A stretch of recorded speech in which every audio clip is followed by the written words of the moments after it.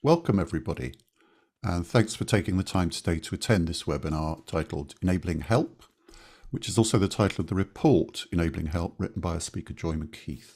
The purpose of the webinar is to share the themes of that paper, whose subject is how social provision can work better for the people it serves, and also to kick off a conversation about those themes. So your questions and reflections on the subject in the Q&A and chat boxes are very important. First, some introductions. My name is John Helmer, and I do a couple of podcasts about learning, the Learning Hack and Great Minds on Learning. I'll be your host today for this webinar, which is brought to you by Triangle, the social enterprise behind the Outcomes Star, which many of you probably know about. Bit of housekeeping before I hand over to Joy. As I said, your questions and reflections are a really important part of the event. We'll be polling your opinions again, but we also want your free-form questions and comments, so please put these into the Q&A box as they occur to you. Don't wait to be invited, and we'll answer as many as we can, as and when, with the help of panelists Sarah Burns, co-founder and director, and Marie Buss, who leads the team supporting people to use the STAR effectively. Please also participate in the chat, as we mentioned, and we will pause to catch up on that as we go along. We will not be calling on you to speak. There's just too many of you, happily for us, but in a sense, unfortunately. As you may have experienced yourself on Zoom meetings, it only takes one person to leave their mic open and put the kettle on and walk out the room for the rest of us to have a completely messed up session. So please use the chat and the Q&A box to communicate with us instead. We really want that feedback. There will be a recording of today's event, as you might have gathered, and it will be available on the Enabling Help page of Triangle's website. So now it's my great pleasure to hand over to our speaker for today, Joy Mckeith. Joy is director and co-founder of Triangle and co-creator of the Outcomes Star. She's worked in frontline service delivery as a third sector consultant and an academic for the last 18 years.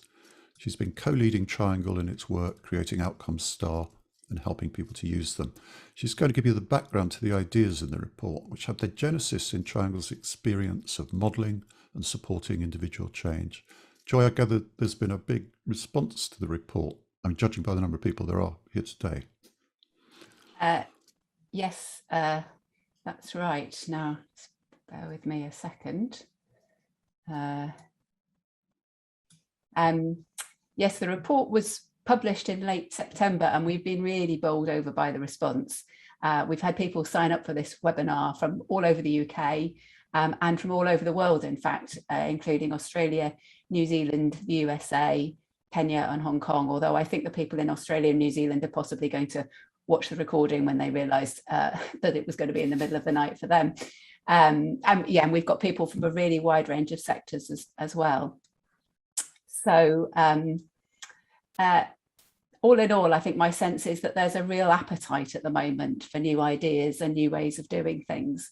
I think COVID has shown us that we can make big changes and make them quickly when we understand the need. So with this report, Triangle's trying to make a contribution to the conversation about what needs to change and how. So if we could move to the next. So on what basis are we making that contribution? Oh, well, you might be slightly surprised to see this slide. This is my son, Luke, and I always know how long we've been working on the Outcomes Star because I was pregnant with him when we pitched for the project that led to the creation of the prototype. And Luke is now 18. So if you go to the next slide. So like Luke, the Outcomes Star has come a long way in those 18 years, from a rough and ready paper tool to a sophisticated online system. Next. And in those 18 years, we have created 44 versions of the Outcomes Star.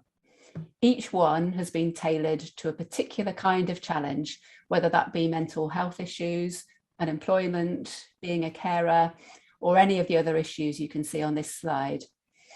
Each one has involved in-depth conversations with people with lived experience of those challenges and people working directly with them. And each one has involved many rounds of piloting, psychometric testing, feedback, drafting and redrafting. The most visible product of all that work has been the Outcome Stars themselves, but there's also been another less visible byproduct, And that's a lot of learning about what works when supporting people to move towards greater choice, independence and well-being, especially people facing chronic and complex challenges. Next, please. And as well as that, every year Triangle trains around or runs around 300 courses on the outcome star for frontline workers. And we support around 300 in-house star trainers. And we offer ongoing support to the roughly 1,000 organisations that are using the star at any given point in time.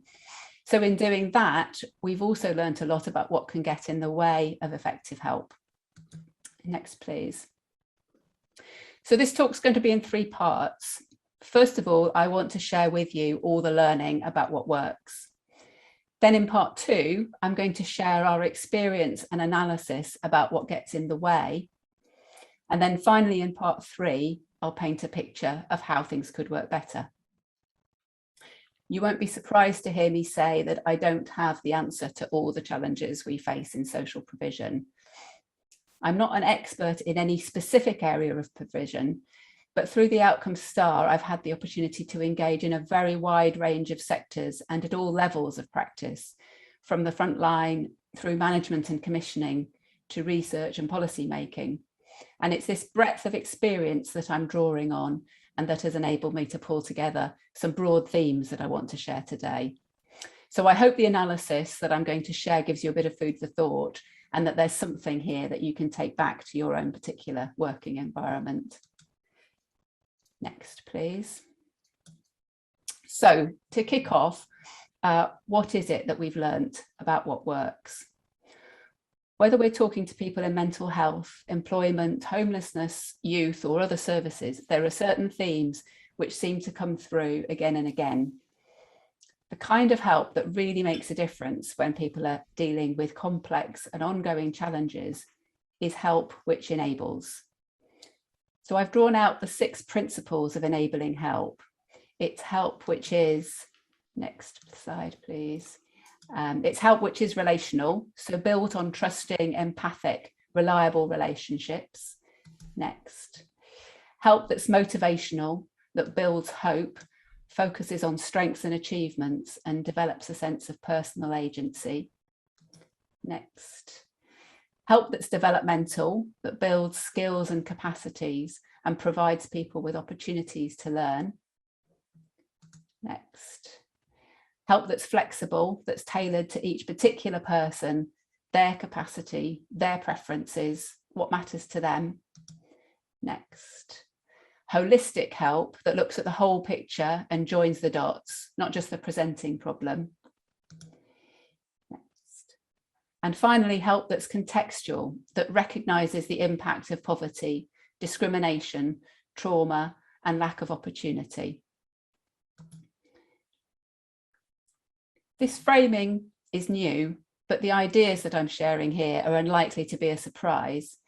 It's very consistent with the principles of strengths-based and trauma-informed work, and with the person-centred approaches which policy documents from government and service providers have been talking about for decades now. Our intention as a sector is clearly to work in this way, but our experience at Triangle in training and supporting organisations to use the Outcome Star is it's often not the reality on the ground. For us, it can feel a bit like we're pushing a boulder up a hill. With the Star, we're training people to work in an enabling way, but the context in which they're working doesn't support this. So what is it that's getting in the way? Well, first of all, we'd like to hear from you. So we've got a quick poll. Marie, if you could launch the poll.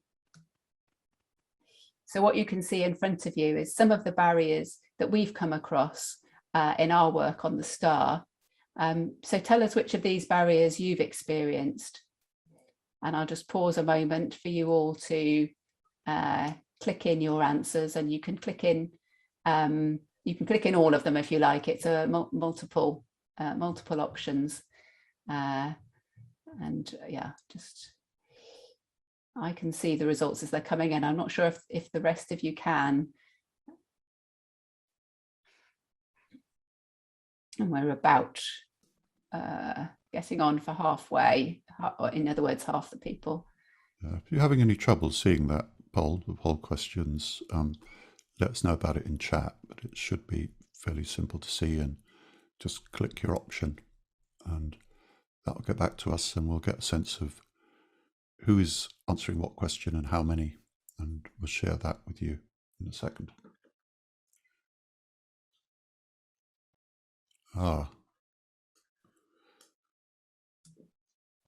Volkerbach says it's not visible there. Okay, we've got nearly 100 of 125 have completed it. I'm really sorry if there's some of you who can't see it. Marie, have you got any top tips about how to access the poll? It's another box, so it could get hidden behind the presentation, behind the webinar, behind your internet. It's just a pop-up box, so it might have been minimized or been hidden by another layer on your screen.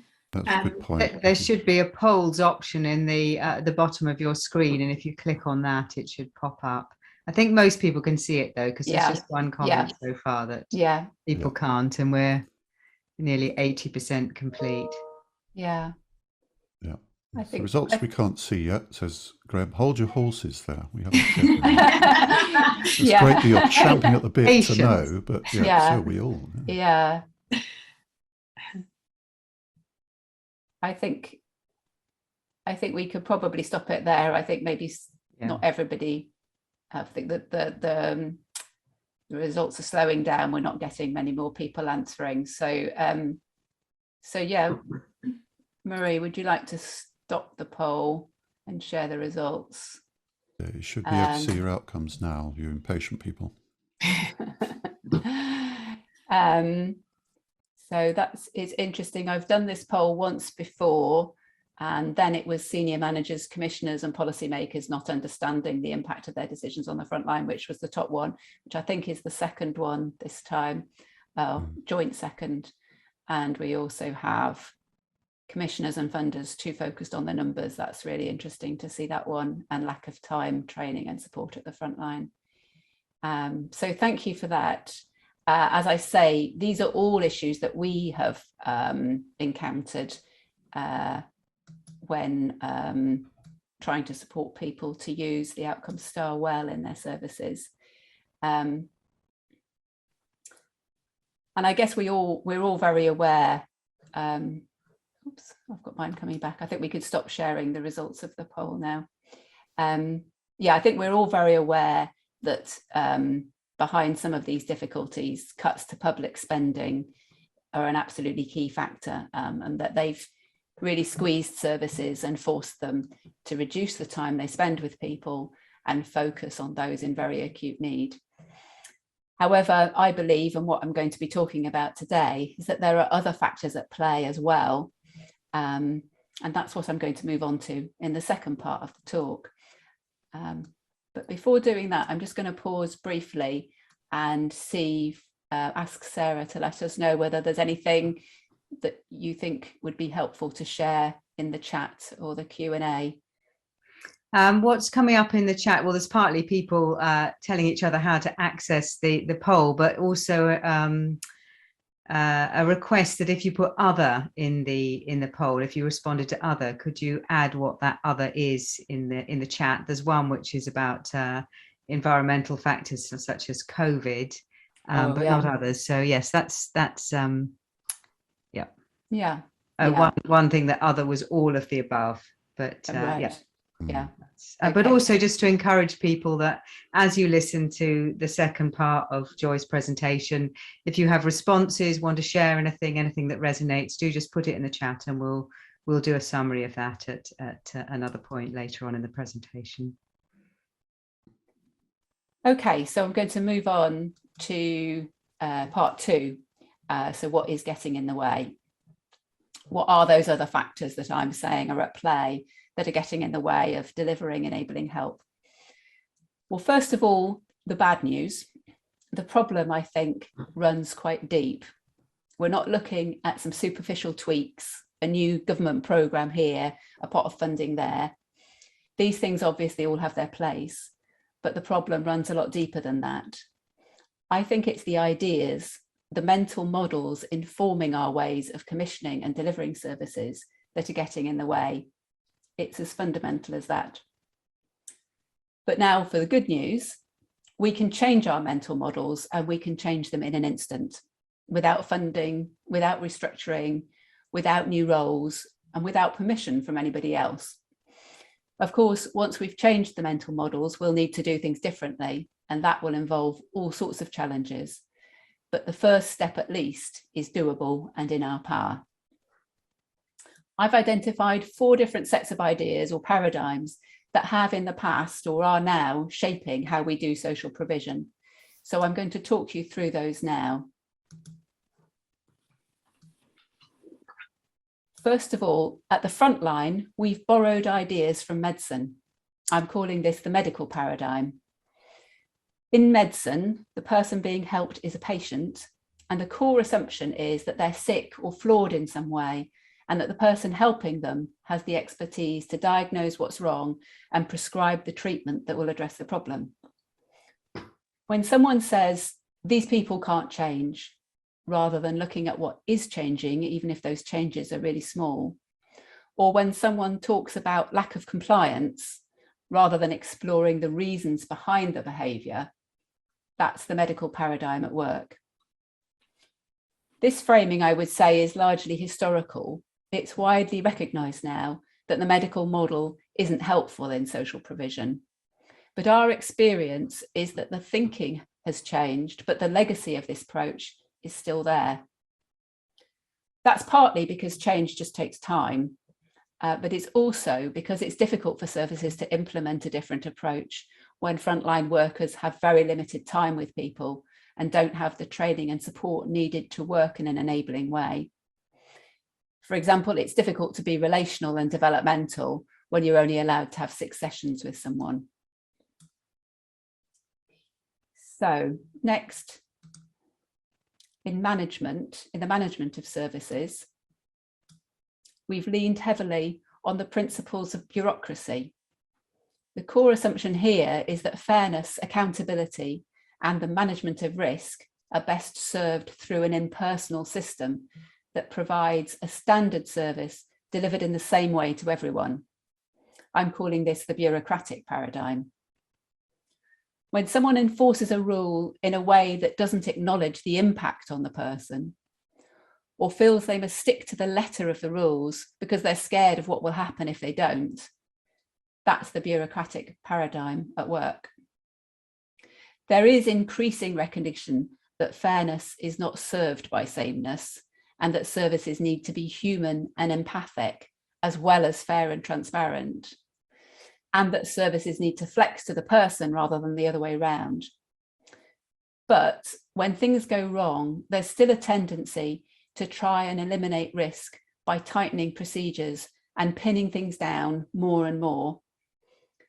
And when workers are pressured and there isn't enough time, they inevitably focus on the minimum. And that means managing risk rather than digging deeper into causes and solutions. In commissioning and planning of services, we've borrowed from economics. The core assumption here is that the tools of the market, financial incentives and competition, are the best way to maximise effectiveness and efficiency. This is what I'm referring to as the economic paradigm. Payment by results is an expression of this paradigm, and so is asking service providers to compete for service contracts. There have been real wins here. For example, personal budgets for people with disabilities have given them control over their support. And these ideas have helped to focus thinking on outcomes rather than processes. But there are conceptual and practical issues with this approach. And I'm going to spend a little bit longer on this one because this is the dominant paradigm at the moment.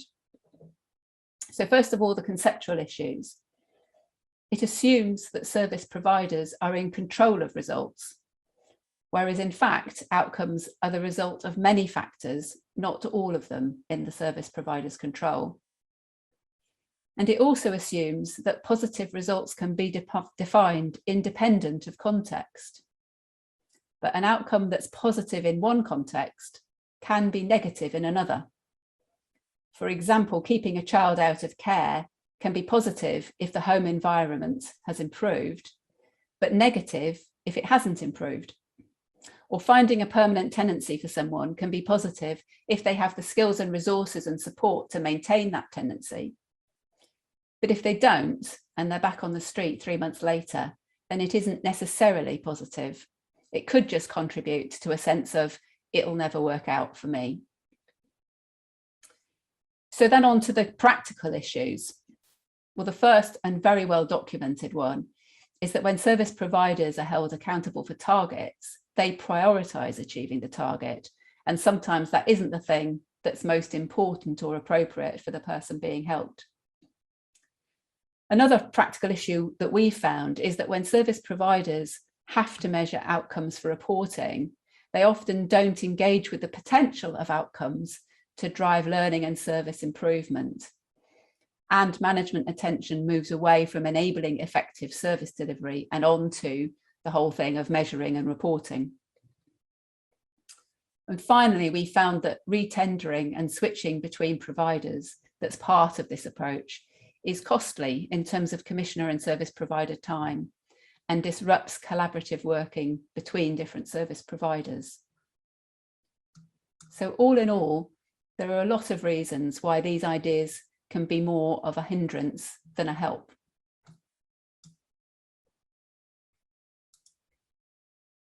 So finally, in research and policy making, we've borrowed ideas from the natural sciences, subjects like chemistry and physics. Here we look for a formula that says, if I give this kind of service to this kind of person, then I'll get this kind of outcome. I'm calling this the natural sciences paradigm. The core assumption is that what works can be pinned down to a service formula and defined independently of context. But people and communities are more complicated than that, which I think is why pilots often succeed, but the results can be disappointing when the pilot is scaled up. It wasn't that particular formula that worked. It was perhaps the way it fitted that context or the skill and commitment with which it was implemented. Randomized control trials are an expression of the natural sciences paradigm. This is not to say that they can't be helpful in social provision, but they can simplify research questions too much to something like, does it work? Often in a complex environment, it's better to ask more open questions like, what was it that made it work? So in summary, if we move on to the next slide, this is a summary of the four different paradigms. We have the medical paradigm, in which the focus is on the helper and the person being helped is seen as a patient and the service is a treatment. Then we have the bureaucratic paradigm, where the focus is the organisation providing the service. The person being helped is a recipient and the service is a process that they go through. Then we have the market paradigm, with the focus on the commissioner. The person being helped is seen as a consumer and the service is a product.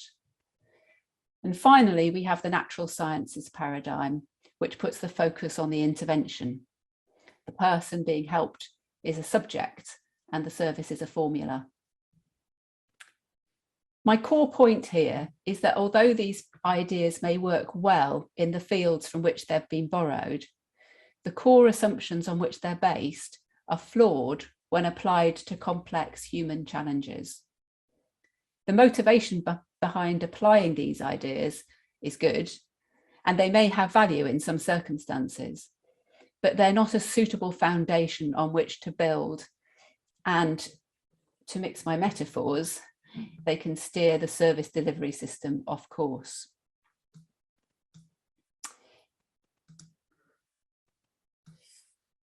And most importantly, we don't need to borrow ideas from other fields. We know what works in service delivery. Enabling help is what works. We know what works, but what we haven't cracked yet is how to create service delivery systems which can deliver this kind of help at the front line, not just here and there in exceptional services, but everywhere. Which leads me to part 3, how things could work better.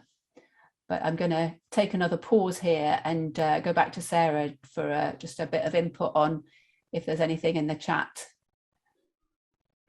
Just a couple of really interesting comments that have come into the chat. I mean, one about saying that many organisations don't bid for projects that are outcome funded, such as those funded through payment by results, rather than funded on the basis of the content of the programme, which I imagine is also another barrier.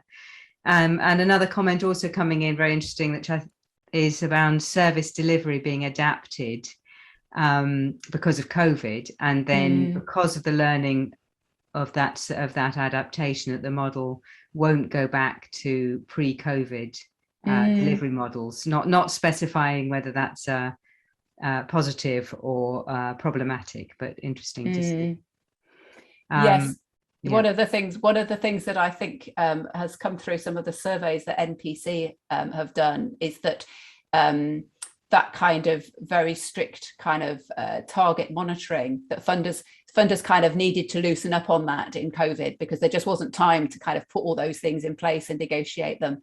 And I think that's a really interesting kind of lever for change that I think some people are saying it won't go back, because people have experienced that you don't have to have those kinds of targets. That is a really good point.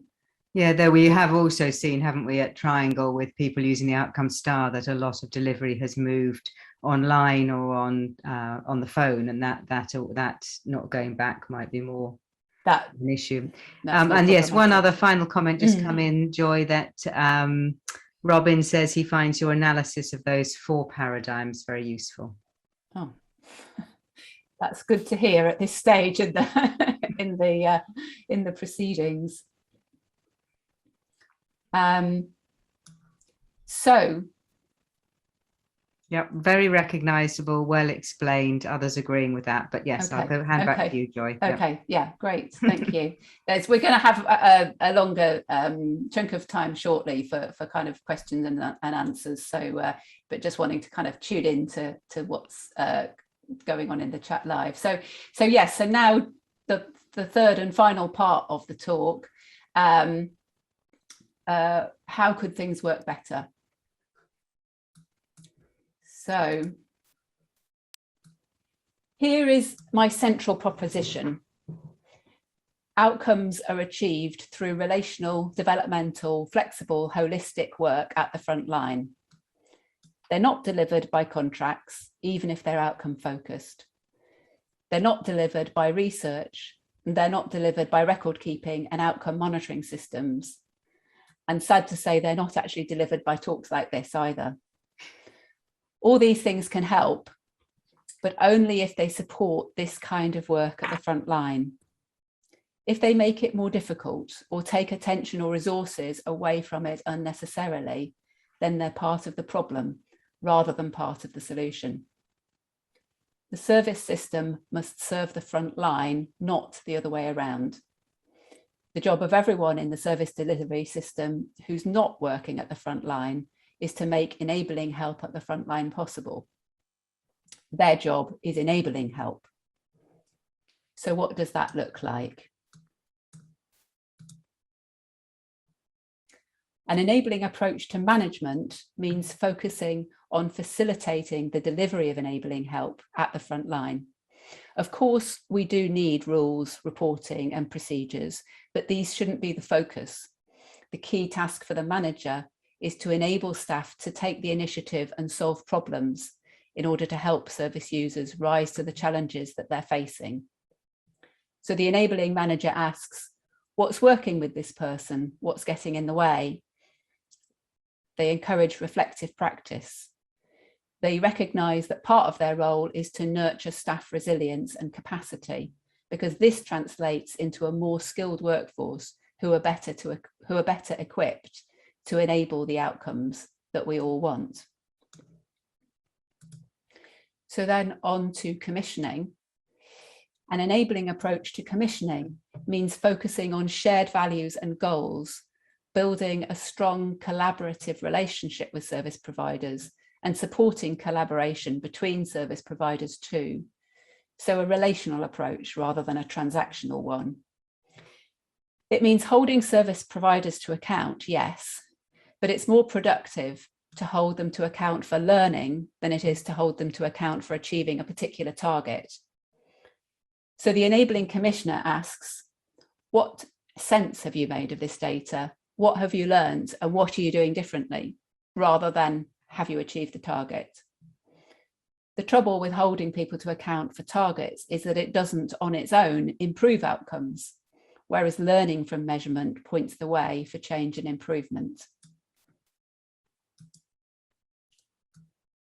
So finally, in this section, an enabling approach to policy making and research means asking, how can we create responsive learning service delivery systems that consistently deliver enabling help at the front line, rather than trying to find a particular intervention formula that always works.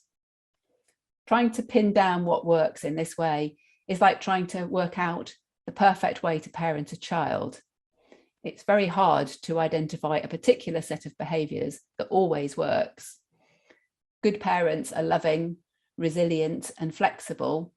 They adapt as things change and they make mistakes, but they learn from them. It's the same when it comes to social provision.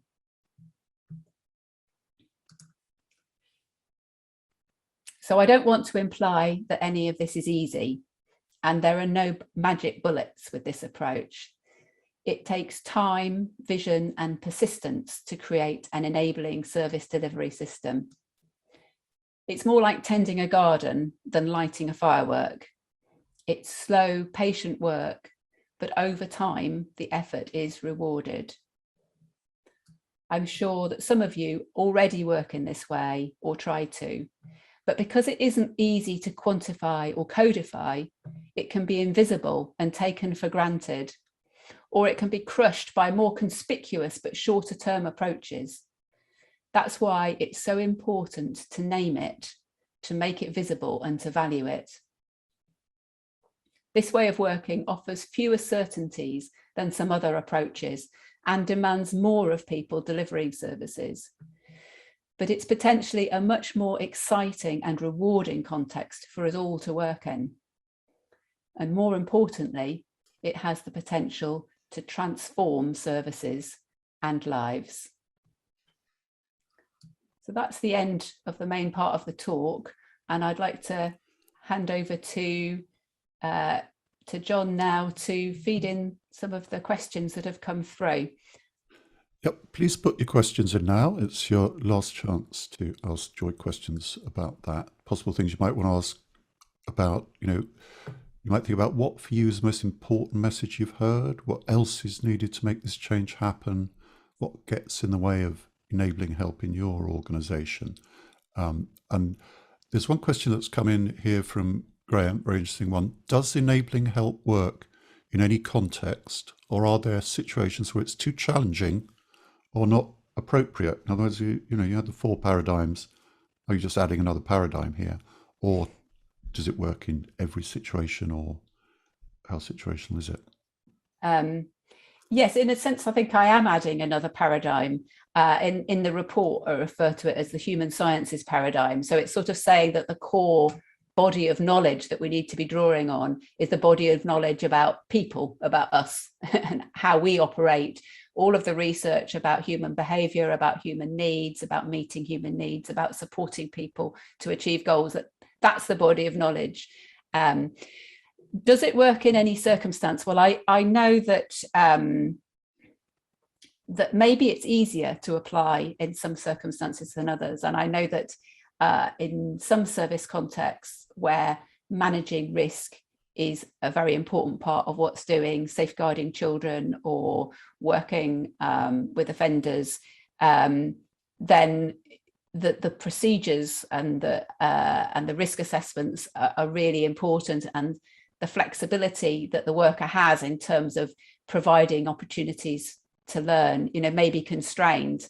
But I think even then, it is possible and really important to work in a way that's based on the relationship, and that's holistic and that's flexible. So I'm definitely open to being, you know, for somebody to come along and say, oh, actually, it wouldn't be right here. But from my current understanding and my current knowledge, I haven't come across a service setting where it's not appropriate.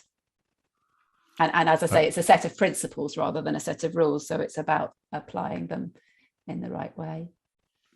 Question here, which I can answer very quickly. Will there be a recording? The report we shared afterwards? Yes, both the recording and the report will be available from the Triangle website. It may take a while for the recording to get up there, but the recording will be shared. And I think the report is probably available already. Yeah. On the Triangle website. Robert Lambden, Joy, asks, how can organisations either singly or collectively educate and inform commissioners to change their mindset? Yes, I think that is absolutely one of the key tasks. And I guess what I'm hoping to do with this report is kind of provide inspiration and some of the arguments to kind of share with commissioners, to sort of say, are you sure you want to hold me to account for this target? Are you sure that's really going to give you what you need? Or how about this approach? How about if I share with you the outcomes that I think matter, and I tell you what we've learned, you know, what sense we've made of this, and what we're doing differently.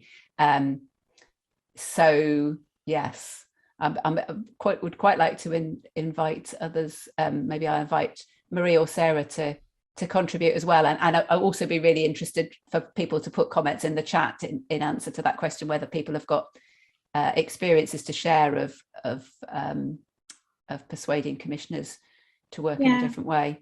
Yeah, Marie. Yeah, I mean, my experience is only with outcome stars, but what often happens is the commissioner will be asking for star data in a slightly bizarre way. So maybe it will say, can you get people to move 0.7 average on these areas of the star? And we've been supporting clients to kind of go back to commissioners with some confidence to say, well, instead of this, here's an example of something that might be more useful. So maybe like some narrative, and giving them, you know, some information that Triangle have got, you know, and that's kind of helped them have the conversation because they've had something behind them. So a bit of support. And also we work with commissioners as well to try and advocate for our clients too.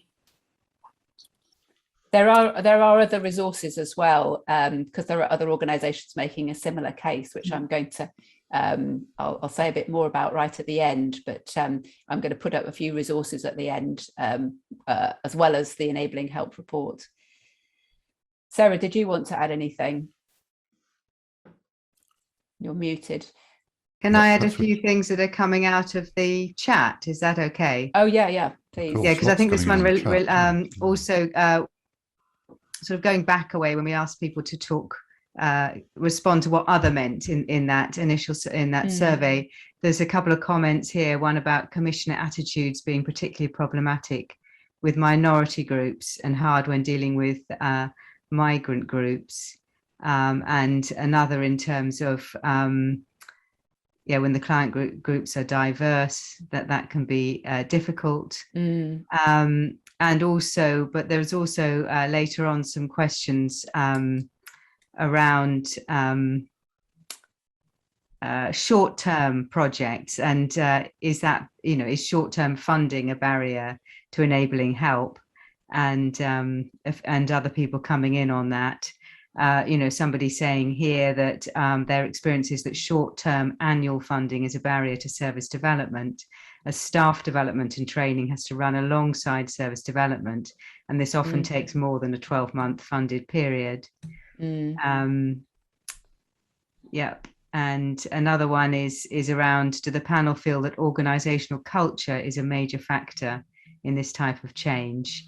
Because in their opinion, this is Ali Miller, in their opinion, organizations need these aspects at the core of their values. For example, involving the lived experience of people they support in service design and practices of empowerment, self-management and trust in staff and the people they support. Yeah. Shall I show? I might respond to those in sort of reverse order. I do think organisational culture is absolutely critical. I'll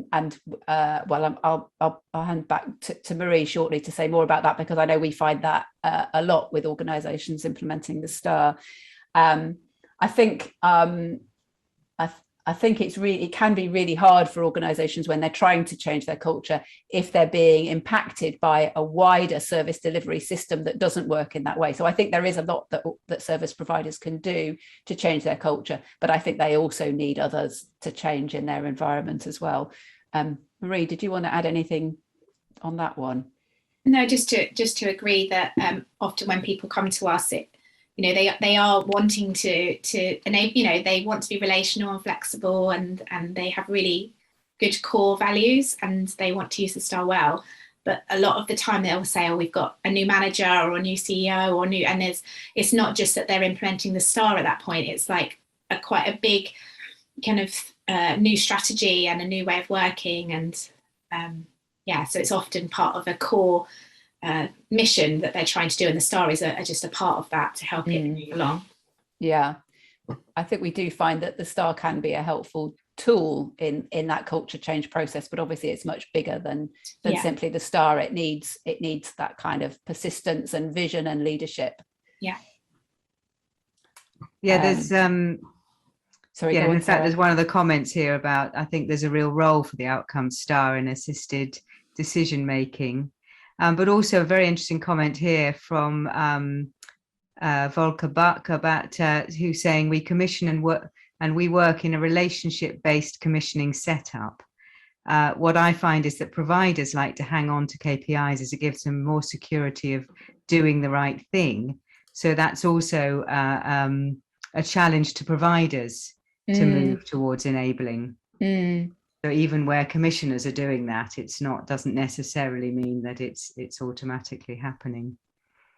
That's really interesting. A couple more questions, John, about commissioners from the Q&A. Should I feed those in now as we're kind of on that topic?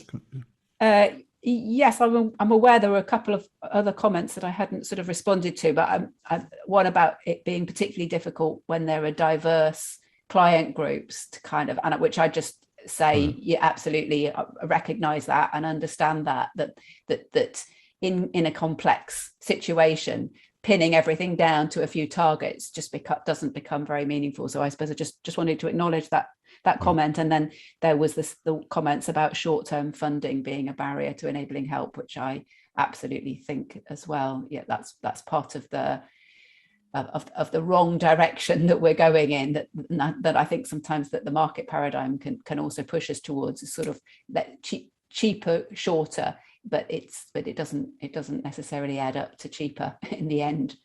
So yes, John, you wanted to bring in some other questions. Yeah, didn't want to cut short there, but while we're on the kind of subject of commissioning, Shamsha Darsani says, given that issues related to commissioner behaviour was one of the highest barriers, I wonder what your view is on the comment that commissioner relationships with minorities and migrant groups are problematic. And there were some earlier comments on this issue as well. But also Graham Randalls has asked, are there any commissioners on the call who could be encouraged to make a point in the chat about commissioning? But perhaps you'd like to deal with the first one first, and that would give a commissioner who happens to be in the audience the chance to put something in the chat. I'm not sure I fully got that one. Commissioner relationships with minorities being difficult. I'm imagining that's because the commissioners are not really understanding the particular needs of that community. I definitely recognise that's an issue. I think it's part of a broader issue that the people who have who have a lot of power to make decisions don't fully understand how those decisions are going to impact on the front line, and don't understand enough what's happening at the front line. And I think there's a gulf there that needs to be bridged much more. And obviously kind of co-design approaches are something that people are doing to some extent, and would be very much consistent with what we're talking about here in enabling help. Another question here: has there been any work undertaken about how the stars work with the CARE Act 2014? This is an issue with the MH recovery star. That's quite a specific one. I'm sorry to go from very general to very specific, but yeah, actually let's get that. I don't know, Marie, whether you've got we recently did a webinar on the CARE Act and using the outcome star. It would be good to talk to Jane. I feel like I know Jane. I recognise her name. To talk about this in a bit more detail, so we could maybe follow up, because we've got people's emails, I presume. But yeah, we have done some work around the CARE Act, which I can send to you, Jane. Yeah. Okay. And do we have a recording of that webinar as well? That possibly, I'll check. Yeah. Well, while we've got you there, Marie, there's if Joy wants to field this to you, it's a slightly operational question, I think. Is there any possibilities to unrestrict triangle data in order for other countries with local languages to translate it? Question from Judy. I could answer that if you prefer. Yeah, go ahead, Sarah. Yeah, I mean, we do a lot of work with different organisations in different countries to translate the outcome stars. So if you want to have a translation, do get in touch with us. We have a way of working to make sure that it happens well, so that the materials support good engagement with people. But it's certainly something that we do license people to do all the time. There's the stars are already translated into a lot of different languages, and in fact we have people here, I think, on the webinar who would have had them translated into different languages. It's quite exciting. On a very trivial note, it's always quite exciting to see a star chart that's in Cantonese or in a completely different language, Finnish, for example. So yes, just get in touch in terms of translation needs, and we will help and respond. I'm conscious that there's quite a bit of activity on the chat that Sarah, you might like to report, as that's your remit. Yeah, and there was also a question that I wanted to. Yeah, there's a question here on the chat from which is around. So how do we incorporate these ideas, for example, in making a grant application to a charitable trust? Someone here is asking, so what would they do differently if they were wanting to incorporate those ideas into a grant application? Yeah. Well, I think that rather than sort of saying we would achieve, I mean, obviously you need to take into account the criteria and the guidelines of the particular funder that you're applying to, but assuming that there's a bit of flexibility there, then I would say rather than sort of saying we will achieve this outcome, at year 1 and we will achieve this outcome at year 3, that you might say that you would take a more learning oriented approach, and you might tell them how you would measure and how you would incorporate learning into your ongoing ways of working, and offer to share that learning with them with their grants officers at regular intervals, and possibly even rather than specifying exactly what's going to happen over the 3 years of the grant, maybe build in a more of a kind of an action learning approach and sort of say this is what we do in year 1, and what we do in year 2 would actually depend on what we learned in year 1.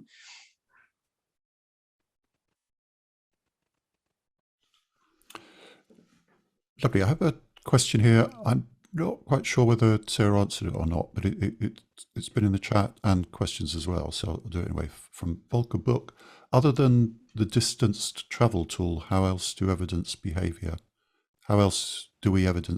change, I think?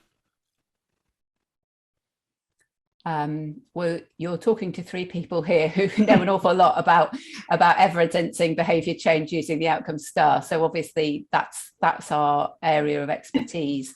What do they say on the TV? Other outcomes tools are available. But I mean, sort of other ways of doing it is, people talk about hard outcomes or particular things that the outcome star measures things that aren't always directly observable on the outside. But obviously there's hard outcomes that can be measured, when somebody's registered with a GP or housed, or those kinds of hard outcomes or end outcomes, people sometimes refer to them as. And there are other instruments that will measure things like well-being. So you can use a general test of measure of well-being before the intervention, and then another one, after you've been working with somebody for some time. So, and there are kind of compendiums in particular sectors. There are particular tools that serve that sector, and some are very, very well served, such as the mental health field, and others that there aren't so many things out there. Sarah's going to come in.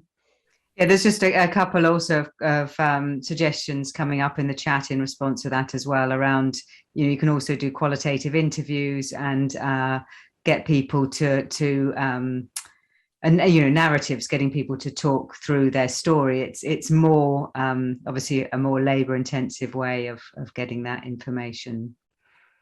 Yes, and I think there is or access other data being captured in their environment. Tom Curry is adding.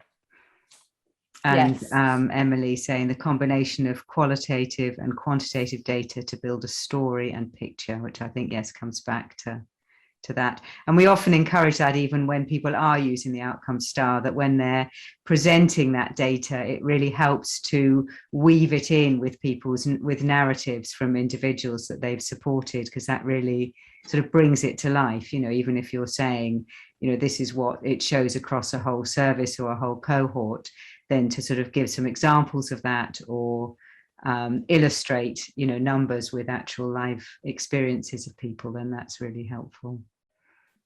And I think what I'm detecting is, I think the pendulum is moving a little bit, and people are starting to talk about the usefulness of individual narratives as well as the more quantitative data. And there's an approach called most significant change that I'm in the process of learning about, and I think is gaining a bit of traction as well. Volker, who asked that, Volker Buck was who asked that question, said, thanks for the suggestions. And he's reminding me of the time we worked together on the Family Star in Hampshire, which was 2010. I thought your name was familiar and I remember it well. So I'm conscious of time here. Joy, would you like to take maybe just one more question? And apologies to everyone who we haven't answered their question, but please get in touch separately about those things. One from Marie Keating here. Have you thought of capturing outcome data through non-text, more visual approaches? Product development. We're quite excited at the possibilities of technology for capturing all sorts of data, and for people, the people who are being helped by services, to be able to kind of input data themselves and access the data themselves. So that is something that we're very interested in developing, and I have to confess, not something that we have at the moment, but I think it's quite an exciting possible area. Yeah, and also, of course, the star itself is visual. So at least in terms of the results for individuals, you can see that in a very visual, graphic way just through the stars, which is helpful. Okay, so again, conscious of time, I feel terrible rounding this up, because it's been such a kind of vibrant session, especially in the chat and the questions we've had, and really interesting debates. I mean, I've done a lot of webinars personally, and sometimes you're lucky to get one or two questions. And here we've had an absolute wealth of engagement and reflections and ideas and perspectives. So that's really good. And I think for a final kind of rounding off set of ideas and perspectives, we'd like to go to Joy now. Joy, can you round this all up for us? Yeah. Firstly, I'd like to say before she does that, thank you to everybody for turning up today and taking the time and contributing and being such an engaged audience. So Joy, take us home. Yes, well, thank you for me as well. And I guess in finishing, I just like to encourage you to read the report, to share it, to talk about it on social media and in person. And it's great that it's been such an active chat. I haven't actually been looking at the chat myself because I've been focused on the questions, but I'm looking forward to reading it afterwards. And we'd really love to hear your feedback and experiences. So please get in touch after today as well, particularly if you're a manager, a leader, a commissioner, or a policy maker who's doing things differently or wants to do things differently. We'd really like to have a conversation and hear what you're doing. So I suppose my closing statement is that it's time for the ideas driving social provision to change. And it isn't just us saying that. With this report, we're adding our voice to a growing movement.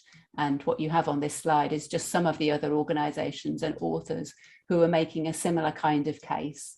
And my hope is that you will join us. And thank you very much. And just quickly before the end, somebody has asked, yes, you can access the report and the recording on the website and the white paper, even if you don't have admin rights. I think that's right, isn't it? It's publicly available. Absolutely, yes. Yeah, we want it to reach as many people as possible. So yes.